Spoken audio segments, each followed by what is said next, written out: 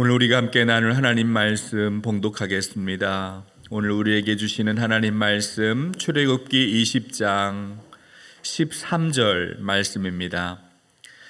출애굽기 20장 13절 말씀 한 목소리로 봉독하겠습니다. 시작. 살인하지 말라. 아멘. 우리가 수요 예배 시간에 십계명을 함께 배우고 그 의미를 함께 생각하고 있습니다. 오늘은 6번째 계명입니다. 살인하지 말라. 살인하지 말라. 아주 짧은 구절인데요. 구약 성경을 보면 살인하다 라는 뜻을 가지고 있는 히브리어 동사가 3가지로 쓰이고 있습니다. 첫 번째는 하그라 동사입니다. 이 동사는 구약 성경에서 165번 나옵니다. 두 번째 동사는 히미트 동사인데 이 단어도 구약 성경에서 201번 나오고 있습니다. 첫 번째와 두 번째 하그라와 히미트 동사는 어떤 의미냐면 전쟁터에서 적군을 살해할 때 죽이다 라는 뜻을 가지고 있는 동사이고, 또 법에 따라서 처벌할 때 또는 하나님의 심판에 따라서 사람을 처형하는 경우에 이 두 개의 동사를 혼용해서 사용하고 있습니다. 그런데 오늘 본문에서 사용하고 있는 살인하지 말라, 살인하다라는 계명에서 사용되고 있는 동사는 첫 번째도 두 번째도 아니고 라차흐라는 새로운 단어를 쓰고 있습니다. 이 라차흐라는 단어는 구약 성경에서 46번 나오고 있습니다. 이 단어는 두 개 앞에서 소개해드린 동사와는 전혀 다르게 쓰이고 있어요. 평화를 지키기 위한 전쟁에서 사람을 죽이는 행위, 사형 선고를 내리는 경우, 또 사람이 생존을 위해서 동물을 식용으로 취하는 경우, 이런 경우에 이 동사를 사용하지 않습니다. 이 3가지를 제외하고 라차흐라는 동사가 다른 경우에 쓰이고 있는데, 이 동사는 공동체에 피해를 주는 불법적인 살인을 말할 때 이 단어를 사용합니다. 그러니까 여러분, 6계명에서 말하려고 하는 의도가 무엇입니까? 공동체의 평화를 깨뜨리고 질서를 파괴하는 그 모든 살인 행위를 금지하고 있다, 이렇게 볼 수 있어요. 다시 말하면 공동체의 질서와 평화를 지키기 위하여 먼저 이웃의 생명을 보호해야 한다라는 뜻을 가지고 있는 것이 6계명의 의도라는 겁니다. 더 나아가서 하나님이 살인하지 말라라고 명령하시는 이유는 생명이 하나님께 속해 있기 때문이에요. 모든 생명은 하나님으로부터 주어졌어요. 그래서 생명의 주인은 하나님이십니다. 여러분, 창세기 9장 6절을 한번 같이 읽어볼까요? 창세기 9장 6절 함께 읽겠습니다. 다른 사람의 피를 흘리면 그 사람의 피도 흘릴 것이니 이는 하나님이 자기 형상대로 사람을 지으셨음이니라. 여러분, 이 말씀을 가만히 보면 이 말씀을 눈에는 눈, 이에는 이, 마치 복수의 뜻으로 오해하기가 쉬워요. 그러니까 다른 사람의 피를 흘리면 내 피도 흘려야 된다, 그런 뜻으로 오해할 수가 있다는 거죠. 그러나 이 말씀이 말하는 것은 그런 뜻이 아니에요. 이 말씀의 정확한 의미는 인간의 생명 안에는 하나님의 생명이 들어있기 때문에 다른 사람의 생명을 함부로 취해서는 안 되고 가볍게 여기서는 안 된다라는 뜻을 담고 있습니다. 인간은 나의 생명만이 아니라 다른 사람의 생명도 좌지우지할 수 있는 권한이 우리 사람에게는 없다라는 거예요. 왜 그렇습니까? 생명의 주인이 누구예요? 하나님께 있기 때문에 그렇습니다. 2024년 통계청에서 발표한 자료를 보면 스스로 자기의 생명을 포기한 사람이 작년에 14,872명이라고 보고되어 있습니다. 전년도와 대비하면 6.4%가 증가한 수치라고 해요. 2011년 이후에는 자살률을 따지는데 가장 높은 수준에 이르렀다고 합니다. 우리 사회의 큰 문제이죠. 여기에는 여러 가지 이유도 있고 원인도 있어요. 사회적인 문제도 있고 경제적인 문제도 있고 또 정신적인 문제도 있어요. 다양한 문제가 있습니다. 그러나 우리가 기억해야 할 것은 중요한 사실은 무엇입니까? 생명은 누구의 생명도 어떤 사람의 생명도 내게 붙어 있다고 내 것이 아니고 하나님의 것이라는 거야. 우리 이것을 기억해야 한다는 거죠. 생명은 하나님이 잠시 우리에게 맡겨주신 거예요.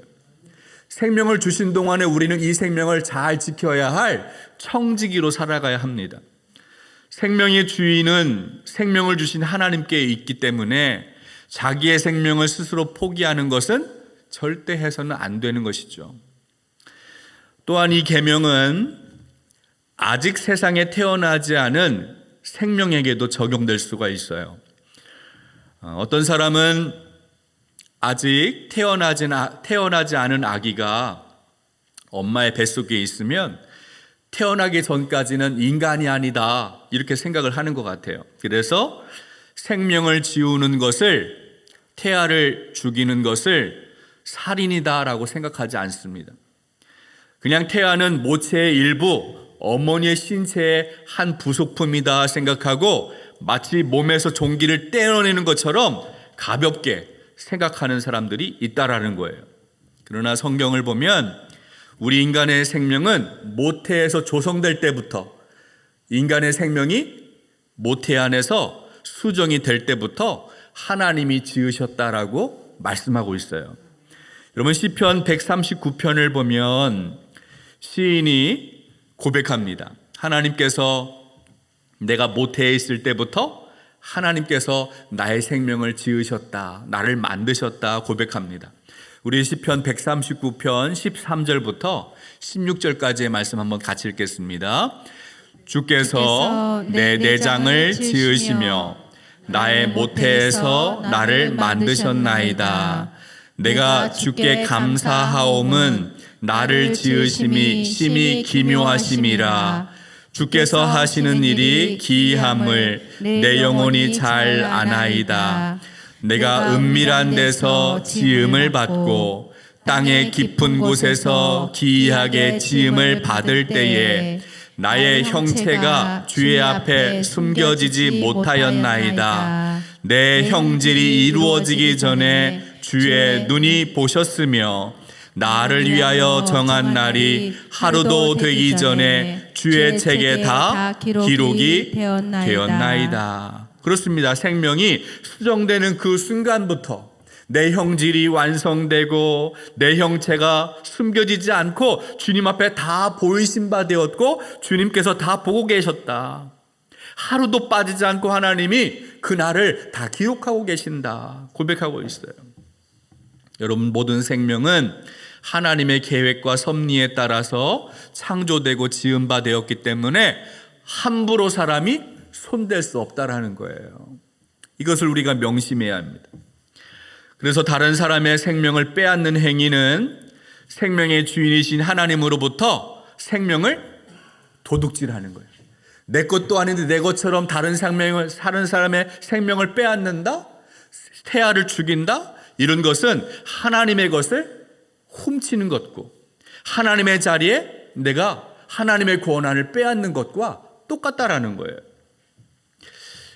우리 한국은 1997년 이후부터 사형 집행이 이루어지지 않고 있습니다. 국제 앰네스티에서 2007년 12월부터 한국을 실질적인 사형 폐지 국가로 분류하고 있어요.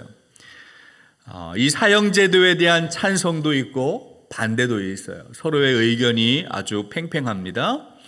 그러나 국가나 법이 사람의 생명을 취하는 것보다는 감형하지 않고 종신형으로, 무기징역으로 사회로부터 완전히 격리하는 것이 좋겠다라는 것이 저의 개인적인 생각이에요.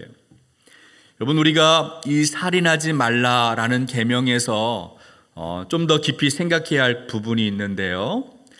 총이나 칼로 사람의 생명을 빼앗는 것, 해치는 것도 살인인데, 그러나 돈으로, 권력으로 내가 가지고 있는 지위를 가지고 다른 사람을 괴롭게 하고 죽음으로 몰아가는 행위도 살인과 다르지 않다는 거예요.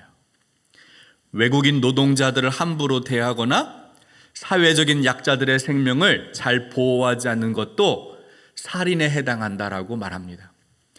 어떤 사람을 도와줘야 되는데 도와줘야 될 필요가 느껴지고 있는데 돕지 않는 것도 살인이다라고 종교개혁가 마틴 루터는 해석하고 있어요. 이 마르틴 루터의 대교리 문답을 보면 이런 내용이 있어요. 잠시 한번 소개해 드리겠습니다.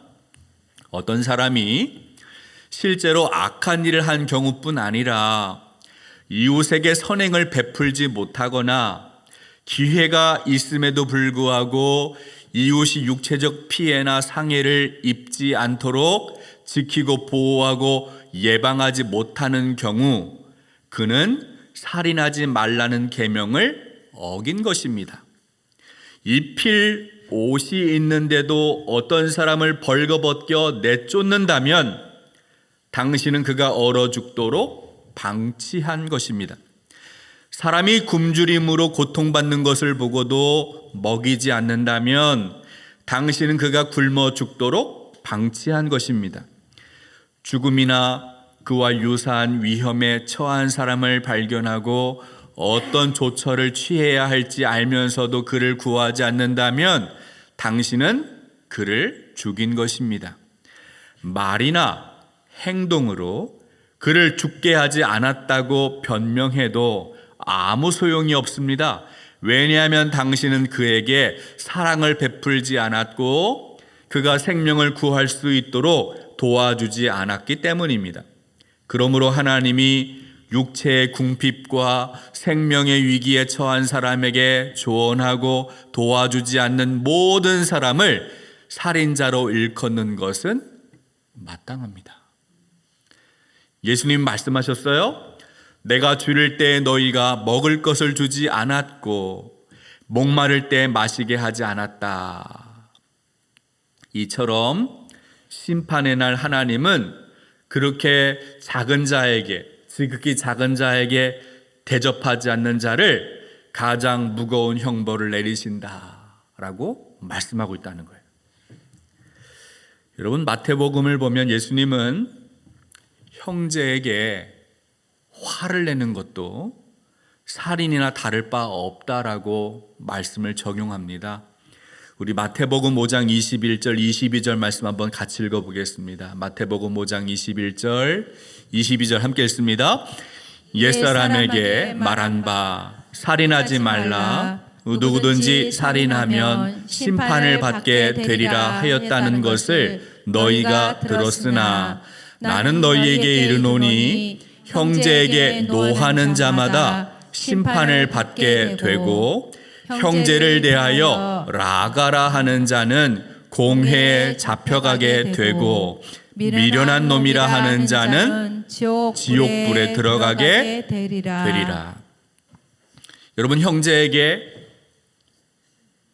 화를 내고 노하는 자마다 심판을 받는다는, 형제에게 라가라고 하는 자, 밖에 나가라, 집 밖에 나가라 그런 말이 아니에요.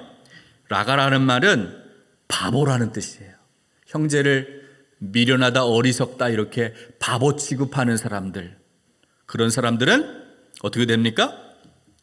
공회에 잡혀가게 되고, 미련한 사람이라고, 미련한 놈이라고 말하는 자는 지옥불에 들어간다, 이렇게 말씀하고 있어요. 여러분, 분노와 언어 폭력이 하나님 앞에 설 때 심판받는 살인죄와 다름이 없다라는 거예요. 여러분, 우리가 말 한마디에 부주의해서 상처를 주고 받을 때가 얼마나 많아요?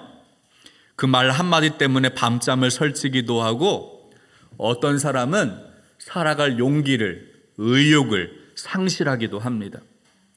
여러분, 눈앞에 보이는 물리적인 생명을 내가 취하지 않았다, 빼앗지 않았다라고 해서 그게 살인하지 않은 게 아니에요. 나의 부주의한 한마디 말 때문에 정신적인 생명이 서서히 그 사람이 말라가고 죽어가고 있다면 그것도 살인과 다르지 않다라는 거예요. 만약에 다른 사람의 생명이 죽어가도록 영향을 미치고 있다면 그것은 6번째 계명을 어기고 있는 것과 마찬가지입니다. 미국의 유명한 교회 중에 윌로우 크릭 교회가 있어요. 들어보셨어요? 윌로우 크릭 교회라는 아주 큰 교회가 있는데, 이 교회 담임 목사가 어느 날 설교를 하다가 요한일서 3장 15절 말씀을 가지고 말씀을 나누었어요. 우리 이 말씀 한번 같이 읽어볼까요? 요한일서 3장 15절 함께 읽습니다. 그 형제를 미워하는 자마다 살인하는 자니 살인하는 자마다 영생이 그 속에 거하지 아니하는 것을 너희가 아는 바라. 목사가 설교를 하면서 이 말씀을 그냥 내가 잘 해석을 하고 전달하고 마음으로 결단하고 그냥 기도하는 것으로 끝나는 것이 아니라 이 말씀을 좀 우리 교인들이 함께 실천하고 삶에 적용해야 할 말씀이 되어야겠다라는 성령의 강한 인도를 받습니다. 그래서 목사가 설교 중에 하나님의 뜻에 순종해서 선포합니다. 여러분, 혹시 누군가를 미워하고 있고 말로 누군가에게 상처를 주었다면 그 사람을 살해하고 있는 것입니다. 그러니 지금 당장 가서 그 사람과 화해하십시오. 제가 만약에 이런 설교를 오늘 여기에서 여러분들에게 한다면 어떻게 될까요? 그런데 설교가 끝났을 때 사람들이 자리에서 움직였고, 어떤 사람은 밖에 나가서 전화로, 어떤 사람은 차를 몰고 가서 집으로 가고, 또 어떤 사람은 친척을 찾아가고, 어떤 사람은 동료에게 찾아가서 화해하는 일이 일어났다고 해요. 성령이 역사하시는 거죠. 사실 우리는 자기 자신도 모르게 아주 가까운 주변 사람들에게 말로 상처를 줄 때가 있어요. 우리가 정말 사랑해야 하고 아끼고 섬겨야 할 사람들에게 오히려 더 많은 상처를 주기도 해요. 통계를 보면 가장 많이 상처받는 곳이 가정이고, 교회를 떠나는 이유가 교회에서 상처받기 때문이래요. 여러분, 말로 상처를 주는 행위도 오늘 본문 이 6계명을 어기는 살인하는 것과 같다라는 사실을 기억하고 말이나 행동에 주의해야 할 필요가 있습니다. 사랑하는 여러분, 오늘 우리가 6계명 살인하지 말라라는 이 짧은 말씀을 함께 나누었는데, 이 말씀을 통해서 우리는 생명의 주인이 하나님이시다라는 것을 기억해야 합니다. 나의 생명은 내 것이 아니에요. 하나님 것입니다. 마찬가지로 타인의 생명도 내 것이 아니고 하나님의 것이에요. 모든 사람의 생명이 하나님의 것이에요. 그러므로 생명을 함부로 해서는 안 되는 거예요.